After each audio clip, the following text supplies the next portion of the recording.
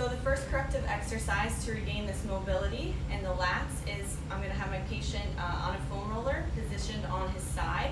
Then he's going to take a band that's stationed to something nice and stable, and he's going to roll up and down those lats while keeping his arm in the air. Keep your arm in the air, there you go. Really using that band for resistance to pull him. Just kind of giving him leverage there. And then he's going to rotate forward and backward. He's also going to want to hit the back of his shoulder here to target the tightness there.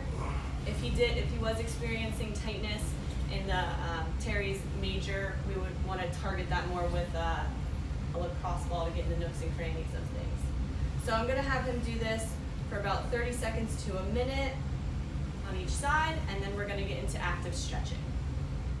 The next corrective exercise is we're going to have a band attached to another stable structure, and he was going to stretch his lats out. So he wrapped the band. We want it to be a heavy band around his hand right there, okay? So what he's going to do is he's going to hinge at the hips. Good, keep that arm as straight as possible. Good, you'll get a nice stretch through this rotation, same side rotation. Okay, and come back. You want to hold these stretches for about 3 to 5 seconds. Start with about 10 to 12. You can come back up and release right after you do that foam rolling to the lats. So at home, for your patient able to do a self-release, you want to get some kind of broomstick or whatever you can find, golf stick, a golf club, anything that's going to get into that subscap area, which is right here, okay? To really find that muscle, what you want to do, put your fingers here and just externally rotate till you find the muscle, okay? So we're using a co-bar for this one, for self-release.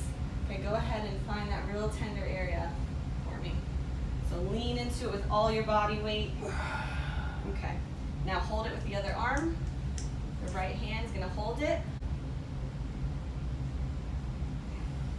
And this is a self-release of the subscapularis muscle, which is part of the rotator cuff, and it does internal rotation.